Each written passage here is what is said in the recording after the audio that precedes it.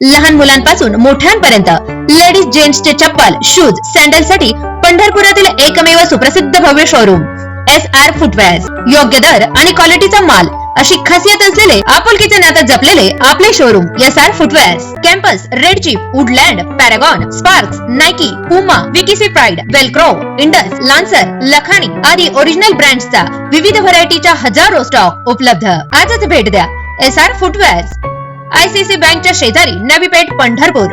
Proprietor Shahaji बापू राऊत. संपर्क 83 29 45 45 84. एका तरुणीचा अक्कलकोट मध्ये गळा चिरून निर्गुण खून झाल्याची घटना रविवारी घडली. सोबत असलेल्या प्रियकराने तिचा खून केला आणि स्वतःच्या गळ्यावरही त्याने धारदार शस्त्राने वार केले. त्यात तो गंभीर जखमी झाला आहे. अक्कलकोट येथील बासलेगाव रोडवरील लोखंडे मंगल कार्यालयाच्या पाठीमागे पिरजादे प्लॉट मधील कोळी यांच्या घरात सकाळी 10:30 ते 11:45 वाजण्याच्या दरम्यान ही घटना घडली. स्नेहा श्रीकांत बनसोडे, वय वर्ष 20, राहणार रामवाडी, सोलापूर असे खून झालेल्या तरुणीचे नाव आहे. आदित्य रमेश चव्हाण, राहणार नागूरतांडा, तालुका अक्कलकोट असे जखमी झालेल्या तरुणाचे नाव आहे. जखमी तरुणावर शासकीय रुग्णालयात उपचार सुरू आहेत.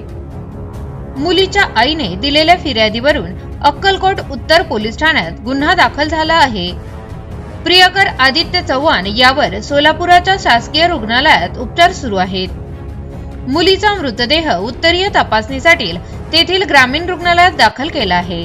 मुलीचे मामा खाजप्पा पोतेनवार हे मैदर्गीत राहतात. तेथे स्नेहा 12वी पर्यंतच्या शिक्षणासाठी मामाकडे होती. तेथे मैदर्गीजवळ नागूरतांडा येथील आदित्यशी तिची ओळख झाली. तो स्नेहास मोबाईलवरून तुझ्यासोबत लग्न करणार आहे असं म्हणायचा.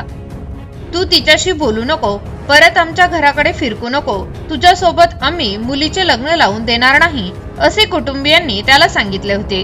तरीही दोघे संपर्कात होते.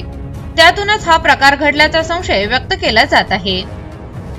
रविवारी दुपारी 1:30च्या सुमारास आई शाळेतून घरी आली. त्यावेळी मुलगी स्नेहा घरात नव्हती.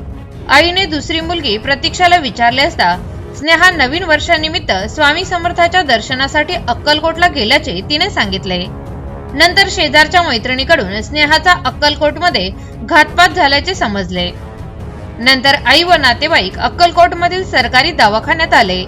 स्नेहाच्या गळ्यावर धारदार तीक्ष्ण हत्याराने वार केल्याने रक्तस्राव झाल्याने उपचारापूर्वीच मृत्यू झाल्याचे डॉक्टरांनी सांगितले.